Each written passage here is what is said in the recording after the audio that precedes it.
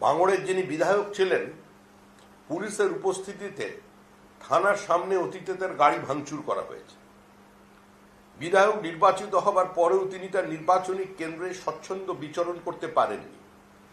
মুখ্যমন্ত্রী যাদের চিহ্নিত করে দিয়েছিলেন, প্রতিষ্ঠিত করে দিয়েছিলেন বোমাবাজ হিসেবে,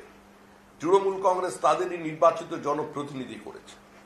এটা শুধু ভাঙড়ের বিচ্ছিন্ন ঘটনা নয়, শুধু ভাঙড় নয়, যদি তমলুকের দিকে তাকিয়ে দেখেন, যদি কুচবিহারের দিকে তাকিয়ে দেখেন, যদি পুরুলিয়া বাঁকুড়ায় আমরা দেখি, পশ্চিম মেদিনীপুরে দেখি,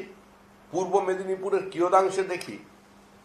তাহলে বাম জমানায় যে বিশেষ শব্দবন্ধ উঠে এসেছিল হারমাদ, সেই হারমাদ বলে তৃণমূল কংগ্রেস যাদের চিহ্নিত করেছিল, সেই হারমাদরাই সম্পূর্ণভাবে তৃণমূল কংগ্রেসে সম্পৃক্ত হয়ে গেছে। 2008 সাল থেকে এই পরিবর্তন আসতে শুরু করেছে, কিন্তু তারপর তৃণমূল ক্ষমতায় এসে কার্যত যাদের বিরুদ্ধে মূল অভিযোগ ছিল, সিপিআইএম এর হারমাদ বলে যারা প্রকাশ্যে বিভিন্ন জনসভায় যাদের চিহ্নিত করেছে, এমনকি তার মধ্যে শেখ শাহজাহানও ছিল, তাদেরই কিন্তু তৃণমূল কংগ্রেস তাদের নির্বাচিত জনপ্রতিনিধি বানিয়ে দিয়েছে, তাদের দলের নেতা হিসেবে বিভিন্ন জায়গায় প্রতিষ্ঠিত করেছে। প্রশাসনের এই চূড়ান্ত সমাজ বিরোধীদের দ্বারা